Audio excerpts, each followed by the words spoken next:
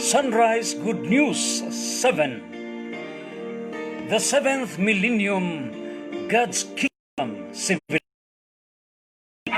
June 12, 2020. Welcome to the Sunrise Good News 7. On the topic, ang atong pag-isgutan, mao ang 7th Millennium, God's Kingdom Civilization.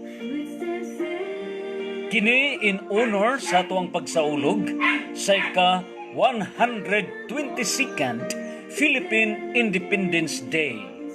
Ang pagsaulog sa usa ka gatos kawaag duha ka Independence Day nga kaugalingnan nining nasod nga Pilipinas nga nagalangkob nining 7,641 islands and islets kun unom kagatos ug kapatag usa ka mga isla dinhi sa atong nasod nga Pilipinas. 81 provinces with 42,036 barangays. Nanon sa may kahulugan sa 7th Millennium. Our main topic, the 7th Millennium, God's Kingdom Civilization. Unsa may kahulugan sa 7th Millennium? 1 millennium is 1,000 years. And so, are we now in the 7th millennium? If we talk from the period of Adam, our first parents, miabot na kita karon, niya na kita sa tuig 6,000. From the year 6,000 to the year 7,000, it is called 7th millennium. So, from Adam to Abraham is 2,000 years in the book of Consin discussed. And from Abraham to Jesus' birth is 2,000 years. In other words, 4,000 years before Christ. And from the birth of Christ, gikan sa pagkatao ni Jesus hangtod karon is 2,020 years. Sumada total, gikan before the birth of Christ from Adam hangtod na sa pagkatao ni Jesus is 4,000 years, plus 2,020 is 6,020 years. And therefore, gikan sa tuig 6,000 to the year 7,000 is called 7th millennium. Now, kining 7th millennium, sulatan duman sa 2 Pedro 3:8 nagaingon, one day for God is 1,000 years for man. Usa ka tuig, usa ka libo ka tuig sa Dios. And God controls time. Ecclesiastes chapter 3 verse 1 to 11. And therefore, Genesis chapter 2 nagaingon nagabo na human pagbuhat sa Dios ang tibok kalibutan. Unya sa ikapito ka adlaw siya mipahulay. On the 7th day, siya may pahulay. Times 1,000 years, that is from the year 6,000 to the year 7,000. That's Genesis chapter 2, verse 2, 7th day. 7 times 1,000 is 7th millennium. That starts 6,000 to the year 7,000. Na kita sa year 2020. The 2020 sa kaalawan grace period kini para kita makapamalandong. We are now traversing. Niya na kita sa bridge. Paingon na kita from old world to the new world. Tuig 2020. And so, unsa bay kahulugan, meaning 122 years from the proclamation or declaration of the Philippine independence niadtong June 12, 1898. Unsa bay kahulugan niini? What's the significance sa atong pagpamalandong June 12, 1898 to June 12, 2020? Kung atong palandungon, 122 means nagkahulugan kini 1. Pamalandong, nagkahulugan kini the Supreme God. This Philippines is a Trinitarian, monotheistic, Christian nation. And this is the creation, one supreme God with the three persons in the Holy Trinity. Ugon sa may kahulugan sa 122nd Philippine Independence Day. Ang unang 2 nagkahulugan sa Old World. Ug ang ikaduha nga 2 nagkahulugan kana sa New World. In other words, niya na kita naglabang dinhi sa bridge taytayan gikan sa Old World ngadto na sa New World. Ang 2 of the first 2, that's the Old World. Ug ang ikaduha nga 2 represents the New World. Ikaduha nga 20. The first 20 Old World and the second 20 is the New World. And therefore 122 independent pagpamalandong that with the power of the omnipotent supreme God, we are traversing from the old world to the new world. And that is the universal kingdom of God, from the old world to the new world, the new heaven and the new earth, the new heaven or the heaven on earth, the new paradise centered in the new Jerusalem. So kini ang atong mga pamalandong o kininapati diha sa Isaiah 65 verse 17 to 25 in the new heaven and the new earth, and Isaiah chapter 60 verse 1 to 22, the new Jerusalem. And diha usab sa pinadayag diha sa Revelation 21 verses 1 to 8 in the new heaven and the new earth, ngadto na sa bag-ong Jerusalem. Pinadayag 21 verses 9 ngadto sa Revelation chapter 22 verse 5. And therefore dinhi gipadayag nga kining atong pagpamalandong ang bag-ong langit ug bag-ong yuta, the new heaven and the new earth, in Revelation chapter 21 1 to 8, and ang bag-ong Jerusalem verses 9 to Revelation 22 verse 5. Dinhi atong pamalandong ang paglusad sa 122 ka Philippine Independence Day. Hinog na ba ang Pilipinas? Is it ripe for the Philippines in traversing niya na kita sa bridge for the new world period? And fortunately, in Bohol, gideklarar na nga mobalik na ang Santos nga misa matag Domingo with social distancing, face mask, the resurrection sa Santos nga misa karong Domingo, pitsa 14, nagkahulugan kana sa 14 kakaliwatan gikan kana sa pagpakatao na ni Hesus. Diha gipamalandong nga dunay 3 ka matag 14. So unsa man panghitabo niini, dunay kahulugan niya na ang mga 14 ka mga kaliwatan ngadto na.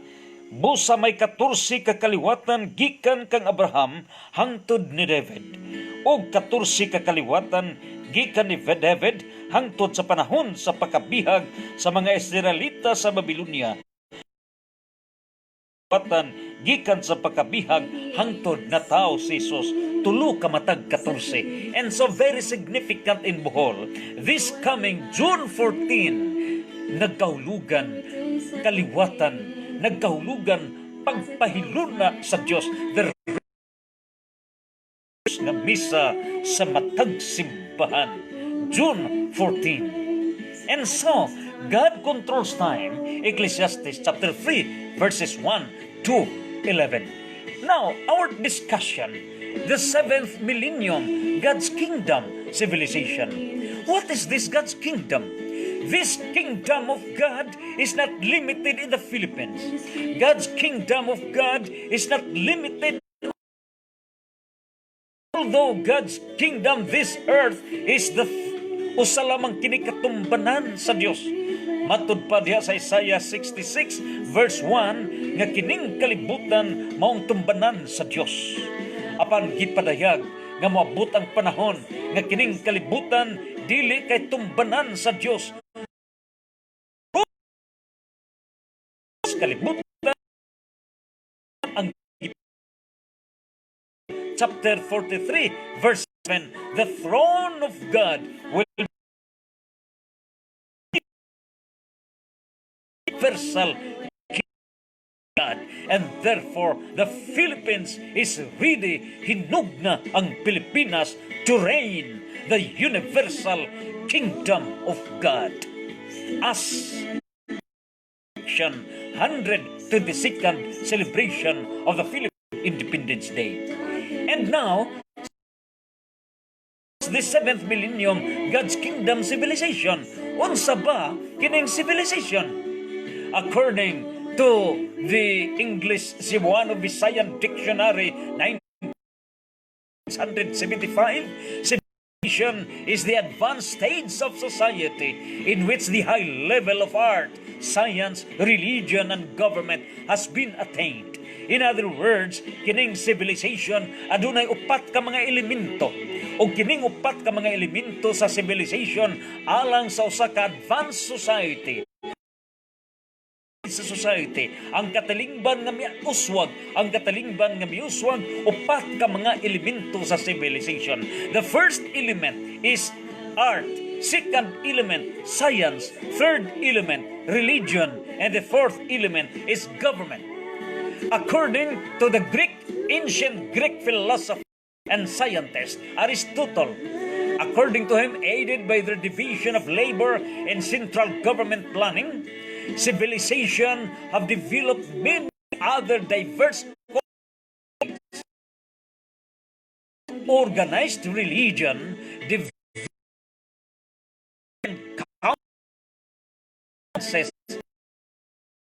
technology, that is the sin. In this aspect, dinhi nato mapadayag nga kining civilization kun pundasyon kun mga haligi sa civilization, especially when we talk on the 7th Millennium civilization, universal kingdom of God. And so, the four elements mao kini ang giingon nga art, science, religion, and government. As differed to culture with 7 elements, the elements, 7 elements of culture, the arts and literature, religion, social, customs and traditions, language, and economic systems. Now, with maong pagbanban, duha o upat ka mga elemento. But if we talk on world civilization, it is divided into two. The old world civilization. And this old world civilization was explained by St. Augustine, gitawag kini og the city of man. This old world civilization, this establishes the city of man. Og niya nang puntuha, proceed to the new world civilization. So the new world civilization, it establishes the city of God. Kini mao ang gisguta nato karon. We are now in the process of establishing the city of God in the new period, that is new world civilization. In other words, pagkakaroon ni ata sa old world civilization, the city of man. But according to St. Augustine, moabot kita niya nang gitawag og city of God. And that city of God is what we call as the new world civilization. Now, ang new world civilization, otherwise known as the fullness of God's kingdom on earth. O kana gipadayag diya sa John 14:6 nga mao hinungdan nga nagpakatao ang atong Dios nga anak for us to teach us that He is the way to the new world civilization. He is the way, the truth for the new world civilization, and He is the life in the new world civilization, in the fullness of God's kingdom on earth. And so, si San Juan Evangelista may padayag niya na diha sa panagna nga napatik sa pinadayag 11:15, Revelation 11:15, that this world is now becomes the kingdom of God, the place of God, that is the new world civilization. And therefore, we will expound the 4 basic elements of civilization from old world to the new world period. And that is what we call as the new world civilization, the fullness of God's kingdom on earth. The first element is what we call as art. Art, there are many ways to define art as debated by philosophers for centuries. Sa pipila ka mga centuries ginatus ka mga katuigan, ang mga philosophers nagdebate kung sa gayo exact scope and definition of art, because several definitions of art. But let's proceed the definition of art in the New World civilization. Let's take a look back, flashback. According, kining art comes from the Latin word. Latin mo kana sinultihan dito sa Roma, because Rome mo kini pundasyon, and of course affecting the entire world in the field of art, in the field of philosophy, in the field of law, in the field of government. Diha sa Roma, Latin language in the field of language. And so, art from the Latin word means ars. Ang ars nagkahulugan, it means ars, skill, talent, ability, or craft. In other words, if we talk on art, it speaks of skills, talent, or ability. And therefore, if you have an ability, you have a skill, you have your talent, you have the art, you are an artist. And since every one of us has a God-given talent, therefore, everyone is an artist. Ingon niya na agmahitabo. And therefore, it is a conscious creation of something. Art is a conscious creation, beautiful or meaningful, using skill and imagination. Gikan sa tong imagination, what one feels inwardly, he has to express it outwardly. And by expression it, using abilities. And these are all given by our Lord. And therefore, God is the greatest artist and the author of arts. Who is the greatest artist? It is God. Siya mo'y nagbuhat sa tanan. He is the author of arts. And therefore, art implies duha ka termino diha sa art. Number 1, art implies nature. And art implies social importance. Diha nagpadayag unsay dugukan sa imong gibuhat ug unsa may kagamitan sa imong gibuhat ngadto sa katilingban. What is the nature of your work and as an art? And then what is now the importance, the social importance of the effect of your performance, your art as what you have done. And therefore, there are 3 categories in art. The category, representation. Second category, form. The first category of art, art by representation. Greek philosophers led by idea of art as copying or limitation.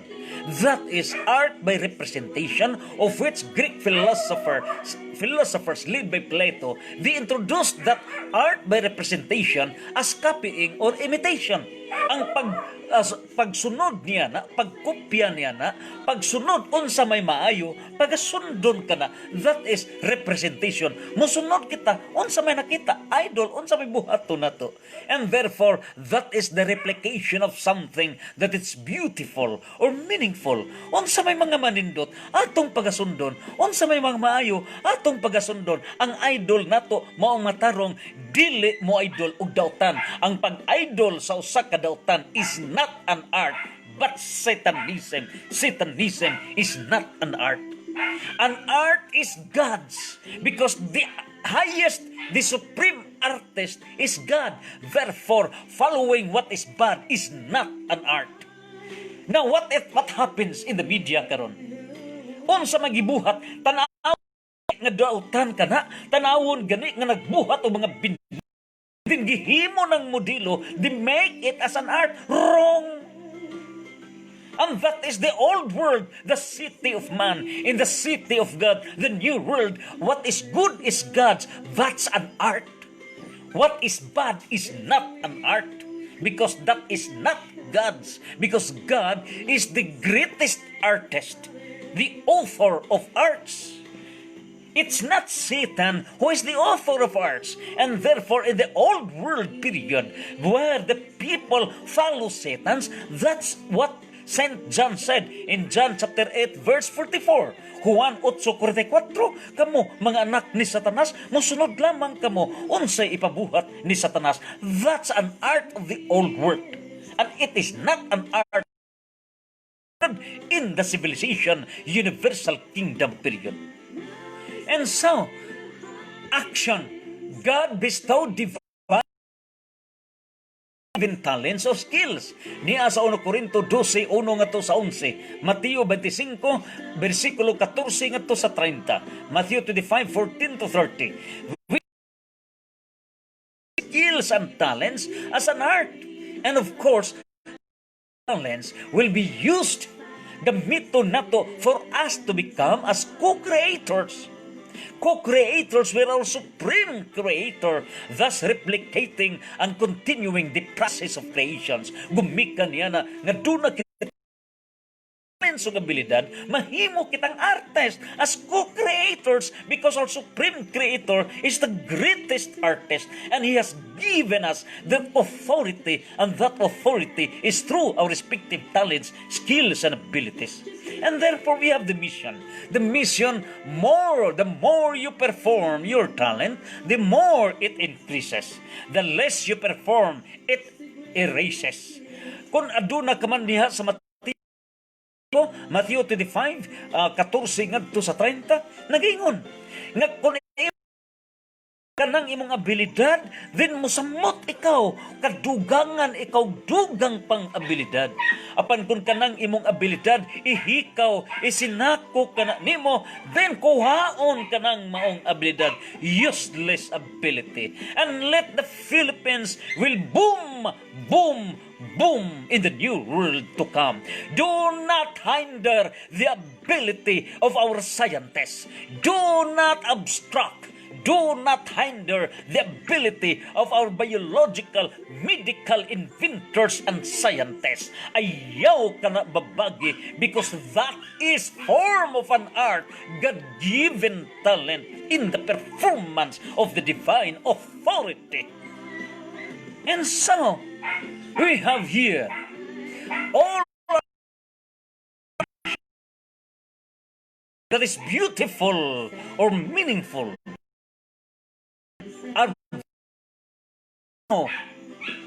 Because God is the artist. Are virtues art? Yes. Ang mga virtudes, mga art ka na.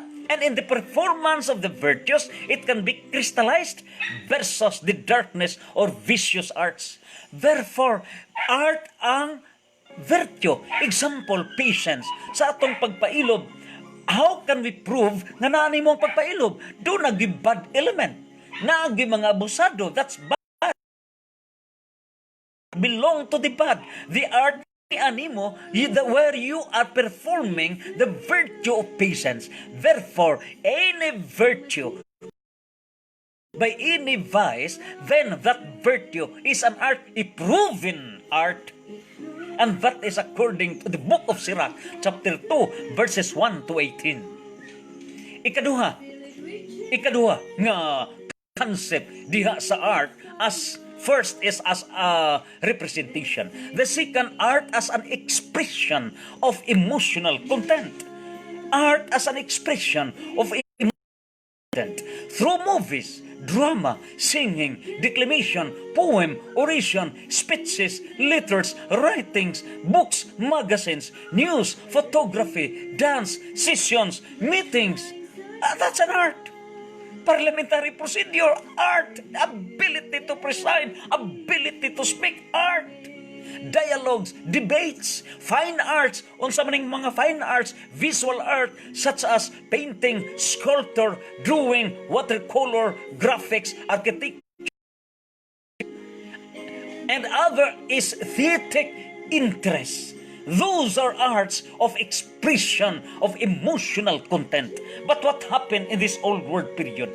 What is prevailing sa alas 12 ngadto sa launa, mga taga-Illuminati mo'y naghandol ni ining maong kalingawan sa television, closed television. Ingon niya na ang nahitabo. Nabuing ang tao in the art, poisoned ang tao in the wrong application of the art. And so, in the New World period, God's virtues shall prevail. Let the movie industry, let the actors, let the actresses, let the media men, broadcast media, the print media, the television media, the social media, perform the virtue. Do not propagate, do not spread the vices. The emphasis of the art are ang hitabo sa media karon. What is frontline? Ug kita kag movie, unsa man ang gi-frontline, mga bisyo, patay, sex scandals, etc. Mao'y publicize, mao'y headliners as an art. Wrong. That's devil's arts. John 8 verse 44, you are the evangelizers of devil's kingdom, mga Illuminati kamo. And that's the very reason. Ingon yan ang nahitabo. And so, in the new world civilization, the media, social media, broadcast media, the tri-media, ang tri-broadcast, print, and social, print, media, television, o ingon man usab, ang broadcast media, tri-media, kining tanan. Mao kini mga instrumento para pag-sanctify sa katawhan, and that is an expression, art as expression of emotional content. Movies na ipadayag na unya in the New World period are movies portraying unsa man ang discipline, emphasis on the virtue of discipline, virtue of humility, emphasis on the virtue of chastity, emphasis on the virtue of hope, emphasis on the virtue of discipline, emphasis on the virtue of resourcefulness, emphasis on the virtue of respect, of hospitality, emphasis on the virtue of cooperation, emphasis on the virtue of resourcefulness, emphasis on the virtue, all other virtues. Art as expression of emotional content. And ikatulo nga art is a form. Art as a form refers to the formal qualities based on the content of the work to include the line, the shape, the value, the color, texture, and space. Forms of art. Ang forms sa mga art, painting, sculpture, literature, architecture, music, dance, theater, photography, films. In other words, kining pamalandong na to form art as a form in its broadest sense refers to what the artist intends to mean. Unsa man kay the very broad scope of an art. Now, the art as a form in its broadest sense refers to what the artist intends to mean. So, the greatest artist is our God. The perfection of the art as a form in the New World period, in the universal kingdom civilization period, in the 7th millennium. The spiritual form, we have the methods of spiritual salvation, and that is concluded on the God-founded church. Second, moral form, the operations of virtues. Anhina in the New World period, nagkadaiya nga mga virtudes nga mao'y mo kailap o mga nawkanaw sa tibuok kalibutan. Virtuous emphasis on faith, emphasis on love, emphasis on prudence, emphasis of temperance, emphasis of fortitude, emphasis on justice, emphasis on understanding, emphasis on respect, emphasis on coordination, emphasis on sincerity, emphasis on responsibility, emphasis of humility, emphasis of resourcefulness, emphasis of patience, emphasis of courtesy, emphasis of hospitality, emphasis of politeness, emphasis sa tanan nga mga virtudes. Those are the moral forms of an art. And the third moral form, it refers to the forms of government. There are several forms of government. And now the final is in the history, in the evolution of state, is the divine world government to come. In the new world to come, the civilization of the universal kingdom, the political form will be concluded in the divine world government. And that will be concluded as according to Revelation chapter 11 verse 15 nga mahitabo ng world government kining kalibutan ubos na sa gingharian sa Dios. And the fourth is the economic form, the expression of art as a form, and that is all explained on the economic ideologies. And that will be concluded through the love economic ideology to be implemented in the new world to come. In the social form, art is a social form. We have all the social media, the mass media, and the entire context is the social holiness. Ang pagkabalaan sa katilingban, social form of an art. And the sixth is the physical form with all the education, different universities, colleges, and kids, toddler, kids education, hangtod na sa primary, elementary, secondary education, tertiary education, doctoral, postgraduate courses with all this physical form, and then divided into two, the classroom discussion system, pre-COVID, pre-COVID, and post-COVID period, mao kining classroom discussion, and during the COVID period, through the social media discussion or online teaching. And therefore, during this period of pandemic is the online teaching, seminars, online system. Form, expression of art as a that is what we call as divine authority. Kini ang gingharian, kini ang otoridad, naglangit ng otoridad in the new world to come. And the civil form of an art is the legal systems and family progress. In the new world to come, the art as a form, the civil form, there will be a divine legal system. The divine legal system will would result to integrated or integral salvation, both body and soul, with the effect of world transformation, gikan sa old world to the new world period. And so, we discuss the first una gayud nga pundasyon sa civilization which we call as art. Let's move on the second. Ikaduha nga pundasyon sa civilization we call science. What's science? According gikan kana sa Latin word scientia. Scientia comes from the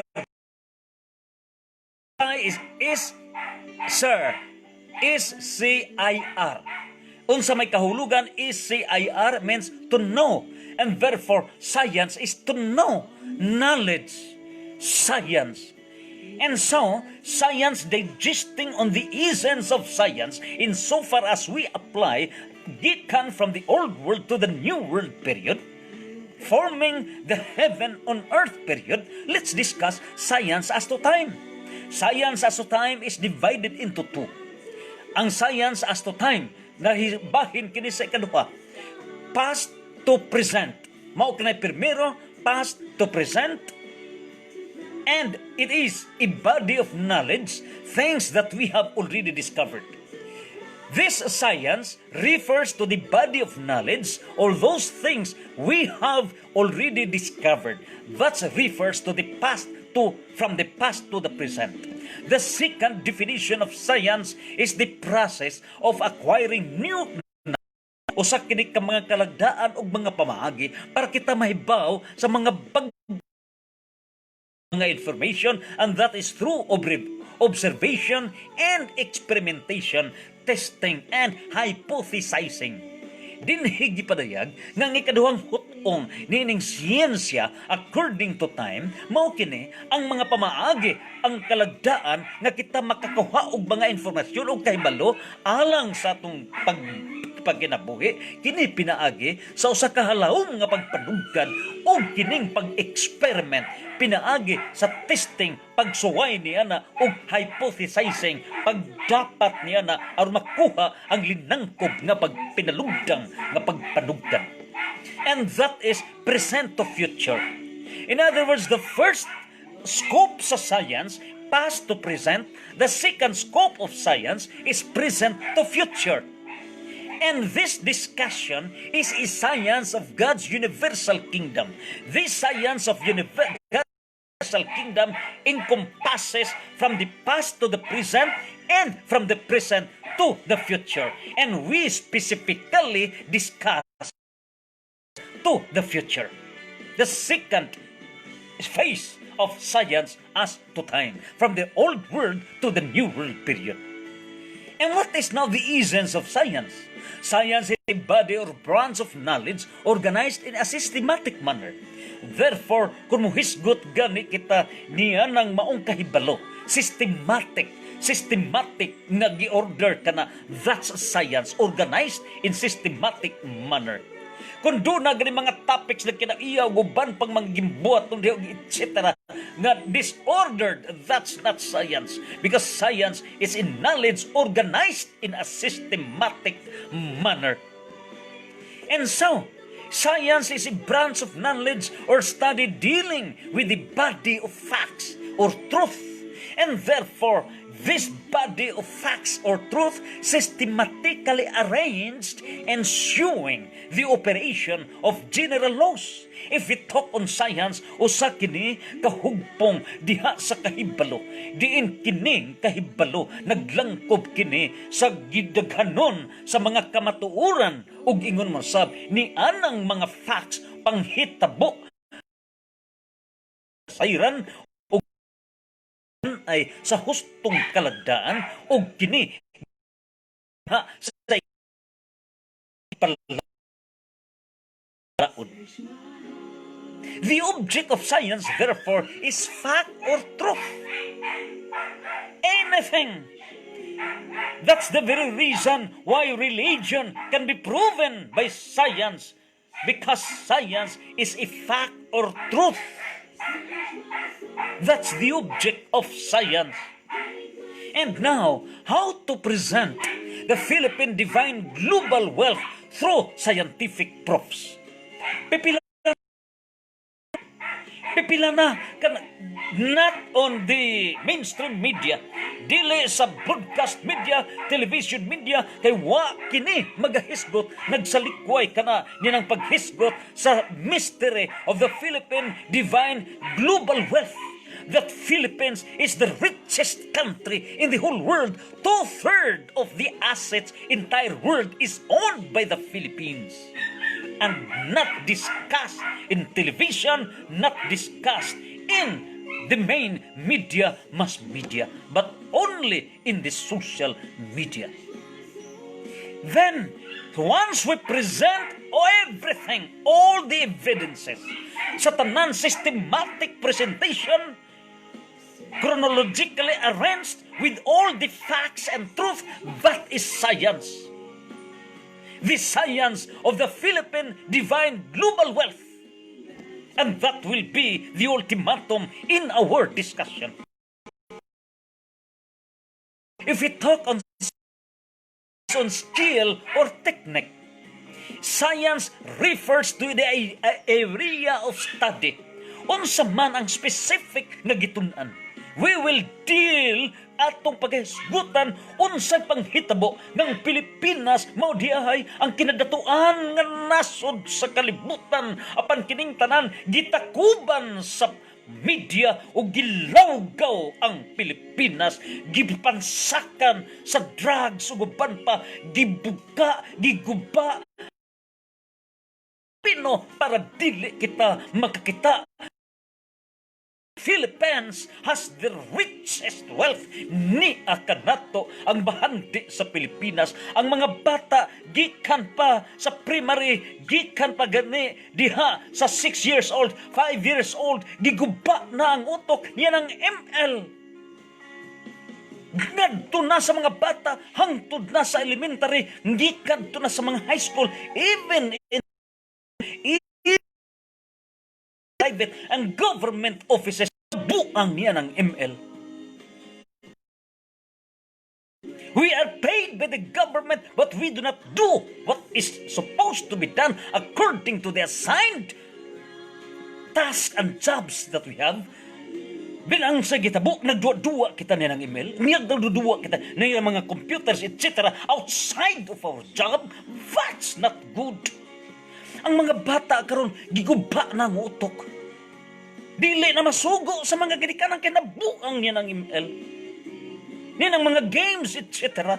Wala pagtahod. Dili na mo kaon. Tawagon ka na. Dili na masugo. Spoiled, hard-headed because of the system. This is the city of man. And that will be put to an end in the New World period. Science, the study of nature and behavior of natural things and the knowledge we obtain about them. This will be corrected in the New World period. And so, we have the classification of science. Science are classified into ang classification of science.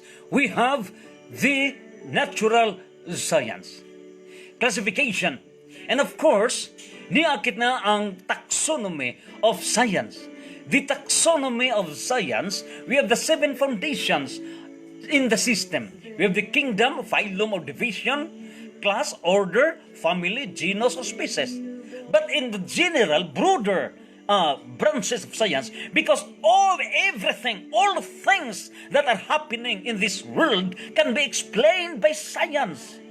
And so that we can fully comprehend the reason, the causa et origo est materia and the gote, the cause and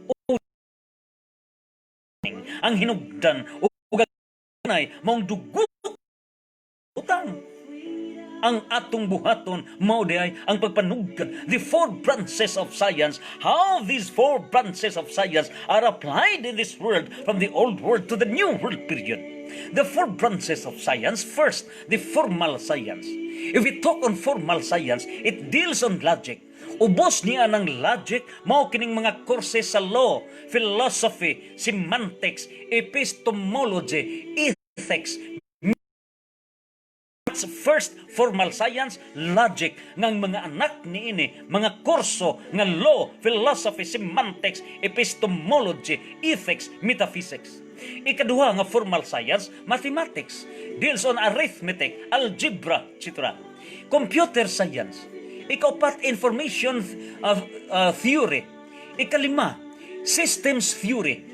That's formal science. Systems theory refers to the systems thinking, system science, action theory, feedback system. So kining critical system, kining pagpamalandong pag-analyze from the old world to the new world, we have the systems theory. This is a science we are dealing on the systems theory, which is a formal science discussing from the old world to the new world the systems thinking, systems science, action theory, and feedback system. The feedback from the old world to the new world period. Og ang ikauno mao kining gitawag decision theory. This decision theory specialized in economics, psychology, philosophy, mathematics. These are all decision theory, formal science. And we have the statistics. Ikapito, statistics refers to the surveys and experiments. And now, sa ikawalo, mao ang theoretical linguistics. So, kining theoretical linguistics, nagkadaiya nga mga langwahe sa tibuok kalibutan, based founded diha sa Tower of Babel.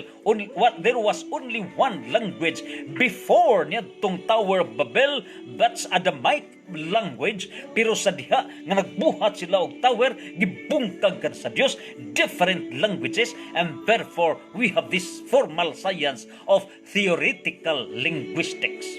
And the first group of branch of sciences we call as formal science. The second branch is natural sciences. These natural sciences dinhi na nato ipalugdang unsa may mga role sa mga scientists to include the Fabunan brothers and doctors under this branch of natural science. Ngayon gihimo nila ang Fabunan antiviral injection FAI nga gikan sa Pilipinas wada-wata tuwa sila bilupad sa Indonesia. The natural science, study of natural phenomena comprising of the following factors and universe.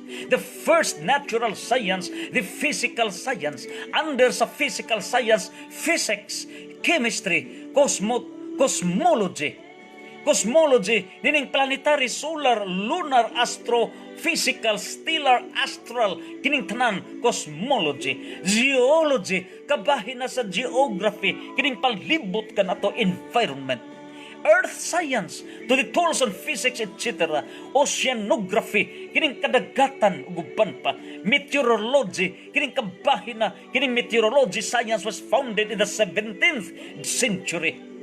Unya, pagabot na sa 20th century, weather forecasting na ang nahimo because of the computer use. Under that meteorology, this meteorology is one of the physical sciences.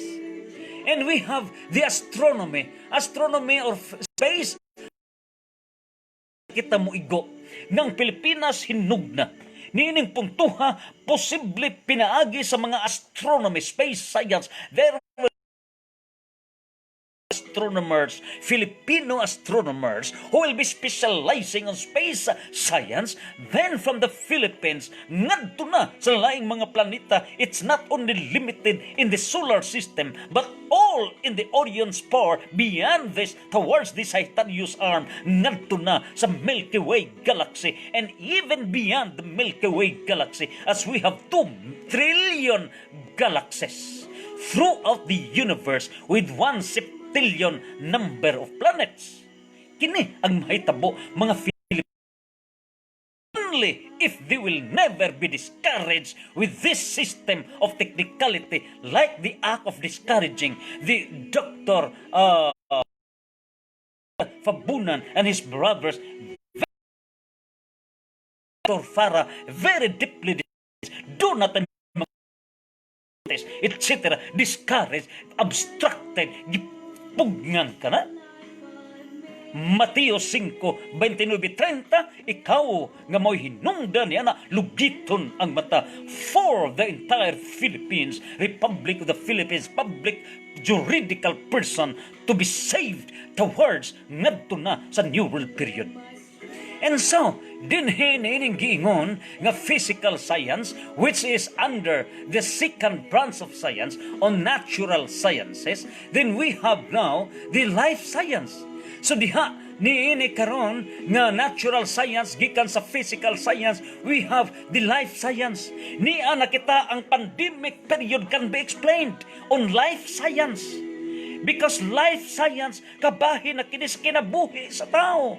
That can be explained by physical science. That physical science deals on the science of the body, the animal, and also in biology. Under sa life science is biology, the study of life and living organisms. Ingon niya na si Dr. Robin Fabunan, the great biologist. Dinandero sab niya na ubos ikatulo niya ng life science, zoology, study of animal kingdom, covering anthrozoology, arachnology, archaeology, embryology, entomology, helminthology,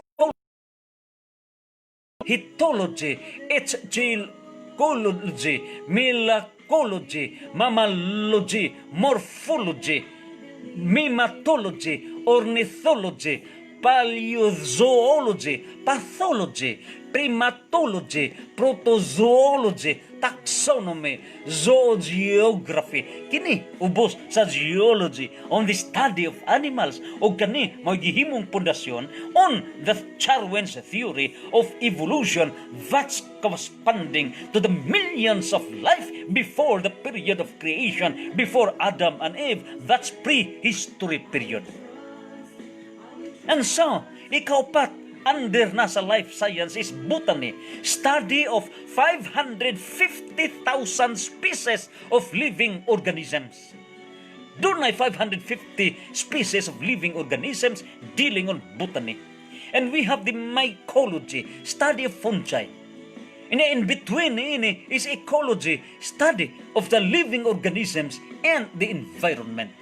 Now, niining puntuha karon, dealing on the life science, kini mo'y dagan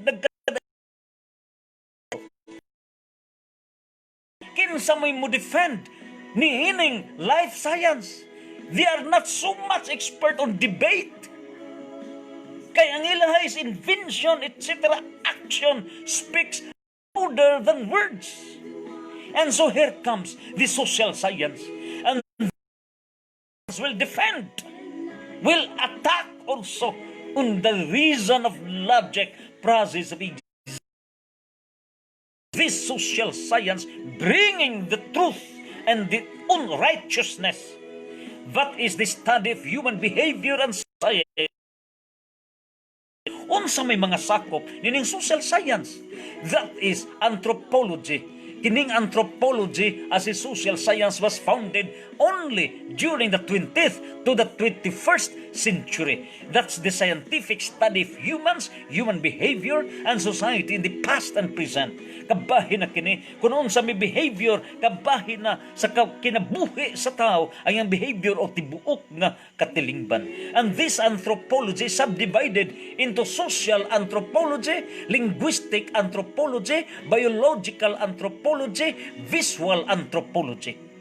Una ikaduhanan ni ini mao ang archaeology. Archaeology studies on human activity through the investigation of physical evidence. So kini si Dr. Ben Fabunan, nagkuha na kini, gigaling nila kining upat ka mga doctors, ilang kining sagol-sagol kini nagkadaiyang nga mga sciences just to come up the solution para sa niining antivirus. And we have here the criminology under sa social science. And of course, ikaw pat economics, ikalima linguistics, ikaw nom international relations, ikapito political science. So this social science, usa niini political science, international relations, United Nations Organization, international relations, dealing with different countries. And if we talk on social political science, deals on the study of government. So niyan ang puntuhan usab under sa social science, public health, and therefore nining DOH, Department of Health, we belong sa public health. If the issue is public health, you belong to the social science. If the issue is health itself, you belong to the natural or the life science. So since you belong to public health under the social science, therefore those in the field of social science were intermingled niining kabahin na sa social issues. In the field of political science, using the government, and also in sociology, social psychology, business administration, communication, and then his communication, broadcast media, social media, etc. And we have the education under kana sa social science, geography under social science, history under social science, and above all, law, balaod under sa social science.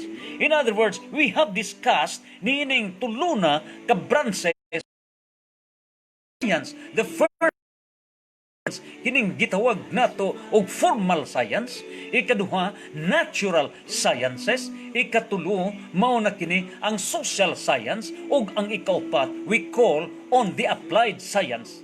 These applied sciences, application of scientific knowledge into physical environment. Kini, naglangkob na kini para gyud sa development, advanced civilization na through the engineering. Several courses on engineering, civil engineering, geodetic engineering, mechanical engineering. We have the applied mathematics, applied physics, medicine. So kamong doktor, medicine, you belong to the applied sciences. And also we have here the computer science under the applied science. And so, since you belong diha ang medicine, diha sa applied science, niya na kita sa advanced stage. And once we can have this applied science in the field of medicine, advanced na kita ngadto na sa katumanan sa Isaias, panagda ni Isaias chapter 65 verse 20. A minimum of 100 years mahitabo ng kinabuhi sa tao in the New World period. Minimum of 100 years. In other words, man shall live forever. And we have the seven. It is pursuant to the seven visions of the Philippines 2040. Unsa man ang pito ka vision sa Philippine 2040? The first vision is what we call as the progressive society, prosperous society. Mabungahon. Second, middle class society. Nga kita dili pobre, dili sa dato, pero arang-arang nga ginhawa middle class society. Sunod, gitawag kini og wealthy society. Wealthy, hintang ni maayo sa panglawas. Ikaapat, healthy society. Ikalima is what we call as long life society. Mao kini ang medicine. Isaiah 65 verse 20, long life society, a minimum of 100 years. Unya ang unom nga sa seven vision of the Philippine 2040 kining gitawag nga usa ka smart and innovative society. And the seventh is the high trust society. And these are all applicable from the old world to the new world period. Let Philippines to move with all humility. That's on applied science. And aside niining under sa applied science, sa computer science, we have the technology development. And therefore, encouraging our inventors, encouraging our discoverers, encouraging sa atong mga scientists na mga Filipino with the technology development. Take note that we have in Surigao, niya diha ang deuterium, and that deuterium will be used niya ining panahon na as fuel gamito na kana ngadto na sa planetary, ngadto na sa galactic civilization, ngadto na in the new world to come, exploring the 2 trillion galaxies. Kini ang mahitabo technology development. So kini mga Filipino scientists. And so ikapito mao kining under sa applied science is what we call as research and development. And we have in the sunrise is an applied science, the science of research and development. We belong to research and development science. Sunrise, the study of research and of course, research and development. From sunrise for the new world period. Sunset of the old world and sunrise in the new world period niya kana sa Malakias 4, Malaki chapter 4. And so niya na ato na discuss ang duha ka pundasyon sa civilization. The first is art, second is science, and the third is religion. Let's discuss on religion as the third element of civilization. Religion is a particular system of faith and worship. And this religion is belief in worship of a supernatural controlling power who is God or gods. Ang religion mao sa kapagtuo og ingon man usab ang pag-ampo sa labaw nga makagagahom nga mao ang Dios og alang niadtong polytheist ang ilaha dili kay usar ka Dios daghag mga Dios. We talk on religion, division of belief. Belief is divided into two generally. This is according to theism, those who believe in God, and atheism, those who do not believe in God. Ikaduha, the division of theism. Division of theism, ang dunay pagtuo sa Dios was divided into two, between monotheism nga usaray Dios versus polytheism nga daghag mga Dios. Division of monotheism. Ang monotheism nga usaray Dios is divided into three. Christians, dunay mga Kristiyanos nga usara may Dios. Judaism, usara gihapoy Dios. Islam, usara gihapoy Dios Allah. So in other words, kining grupo sa monotheism nga religions, tulo ka mga religions in the world nga nagpractice nining gitawag og monotheism. That's Christianity, believe in Jesus as the Son of God. Judaism does not believe Jesus as Messiah, although their founder, according to them, was Abraham, as stated in Genesis and Exodus. Ikatulo, ang Islam. Islam through Muhammad as their final prophet. Ang Islam with 5 pillars. Ang 5 ka pillars, grabe gining Islam, no? Grabe ang ilang mga obligations. First is Shahada, the professed faith. Mutuo ka lang, no? The professed faith, Shahada. Ikadua, Shalah, the pray 5 times a day. Ang Katoliko o kaha ang Kristiyanos makaampo ka bisag ka usa, ikaduha sa usa ka adlaw. The Islam 5 times a day. Ikatulo, zakat, give certain amount for community. Ikaupat, psalm, fasting during required time. O guban pa. Maka, that's pilgrimage to Mecca. Those are the 5 pillars of the Islam. And so, the division of Christians. Christians were divided between Trinitarian Christianity versus Unitarian Christianity. Meaning, na dunay pagtuo sa Diyos in the person with the Holy Trinity, 3 persons in one God, versus Christians with only God the Father. And so, the division of Christianity. Christianity has been divided between the Catholic Church versus the Orthodox Church sa Russia o dito sa England o dito sa Great Britain. And the Catholic Church was divided between the Roman Catholic Church versus the Protestant religions. And these Protestant religions were all founded na Bible ra moituan without any magisterium. And so, if we talk on the Roman Catholic Church, the question in Google, if all evidences, biblical, etc., and all social sciences, the evidence on who founded, kinsa man, to whom, to what religion shall a person base his faith? Asa man niya ibasa iyang pagtuo? It all depends on who founded the religion. Who founded your church? If it is the person who founded the church, it is not founded on God's. God should be the founder of your church or the religion. In the biblical prophs and even in social sciences, it is proven in Google and all the history books that the founder of the human Catholic Church is Jesus Christ, God, the second person of the most holy Trinity. Therefore, the founder of the Roman Catholic Church is God.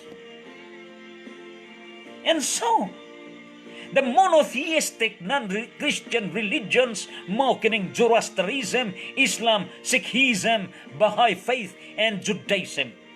Kini ang mga monotheistic non-Christian religions. On the other hand, these polytheistic religions nga daghan og mga Dios, mao kining Hinduism, Mahayana Buddhism, Confucianism, Taoism, Syncretism, Shintoism, Santeria, traditional African religions, neo-pagan faiths, og ingon man usab ang historical polytheist sa Sumerian gods, Egyptian gods, ug ingon man usab ang Greek gods. Kini ang mga history niadtong polytheistic religions.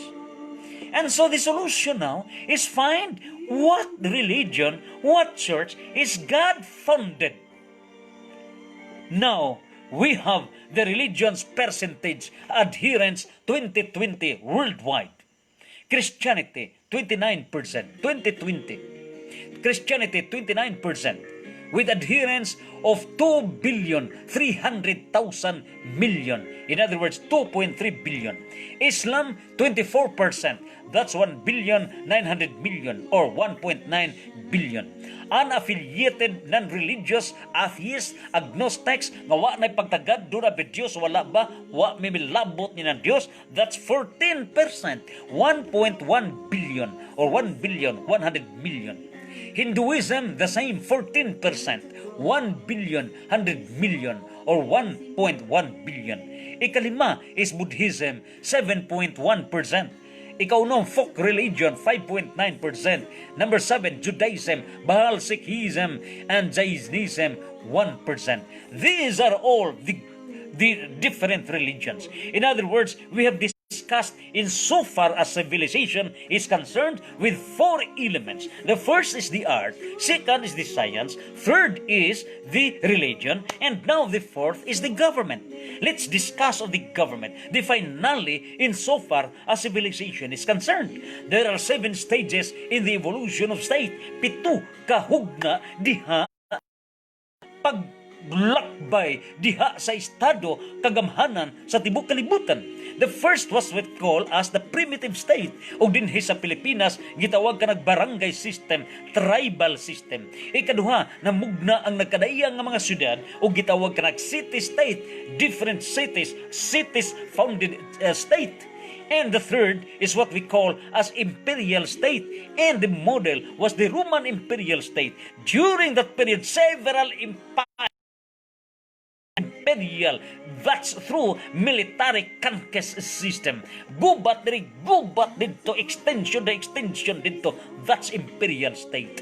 Until miabot ang First World War, Second World War, and all agreed niyadtong panahuna, let's discuss on sovereignty, the 4 elements of state, and under na sa modern state. And that modern state speaks specifically on the 4 elements of state. The first, the territory. Second, people. Third, sovereignty. And the fourth is the government. Niining puntuha, the modern state. Niya nakita with now 195 countries throughout the world and 193 members of the United Nations Organization with Vatican State and Palestine State as the observers of the United Nations. Although to include the dependencies, kadtong mga gisakop gihapon nining mga nasod miabot og 235 countries throughout the whole world. And so, we belong now in nga niining gitawag og modern state. But advanced to this in the 5th stage, ika-5 nga stage mo nang gitawag og federal state. This federal state nagkatapo na ang nagkadaiyang nga mga states within one nation. And so the federal state in the world, out of the 190 countries, we have 25 countries which are federal. One of which diini mao ang USA, ang India is federal, Brazil, Mexico, Russia, Germany, Canada, Switzerland, Argentina, Nigeria, Australia, Ethiopia, Spain, United Arab Emirates, and several other countries under kana sa federal state. Now, niya mahitabo, ang Pilipinas mahimo kining federal state. Ang mahitabo kung mahimong federal state ang Pilipinas, then the 18 or 17 regions, according to the Nini Pimentel proposal, original proposal, will be converted into 11 regional states with the Manila, with the National Capital Region, mao kana ang mao'y sentro sab niya na. Then, that will be the 12th, but 11 federal states. Nining puntuha karon, ang mahitabo kung masud nag federal state ang Pilipinas, possible nga ang Pilipinas mao nay mag-una alang sa ikaunom nga evolution of state after the federal state is what we call as the continental state. There will be a formation according to international law and political science moabot ang ikaunom states nga gitawag states mao ang and we have the African continental state, the South American continental state, the North American continental state, and the European continental state. Soon mahitabo kini. And so, posible sad nining Antarctican continental state kay ice period kana. Posible nga mabutang panahon nga matunaw ka ng ice. And then doon na tao nga magpuyo na niya na possible forming into Antarctican continental state. Although that's a continent, not yet a state. Because a state has 4 elements. Territory, people, government, sovereignty. The Antarctican continent has only a territory. And therefore no government, no sovereignty. Naalay mo anha diya gamay mga tao, but not as a state. And therefore, kung mabutang panahon, posible nga mahimo ka na nga continental state. 7 continental states. And so after sa ikaunom will be the world state. And this world state is the conclusion in the evolution of state. That is what we call as the divine world government. And that's God's kingdom on earth according to Revelation chapter 11 verse 15 versus niining New World Order. So nahitabo ni ang New World Order nga nagsindikato sa dagan sa kalibutan, materialism, labaw na nining Illuminati, nining mga civil inside plan syndicates. And so God's kingdom on earth, the power of God as omnipresent, omnipotent power of God in the most holy Trinity, the world state, the divine kingdom on earth, and therefore the year 2020 is a bridge to the new world, a bridge to the new heaven and the new earth, a bridge to the heaven on earth, a bridge to the new paradise, a bridge to the new Jerusalem, a bridge to the universal kingdom of God as reflected diha sa Isaiah 65 verses 17 to 25, Isaiah 60 verses 1 to 22, Revelation 21 verses 1 to 8, and Revelation 9 verses Revelation 21 9 to Revelation 22 verse 5. Niya nang puntuha karon mahitabo nga 122nd Philippine Independence Day. Nagkahulugan 1 God, Supreme God. 2 nagkahulugan the first 20, and 2 nagkahulugan ikaduhang 20, 2020, meaning new heaven and new earth, the new paradise, the new Jerusalem, to the universal kingdom of God in the new heaven and the new earth. That's the new world to come. God bless us all. Santos, Santos, Santos.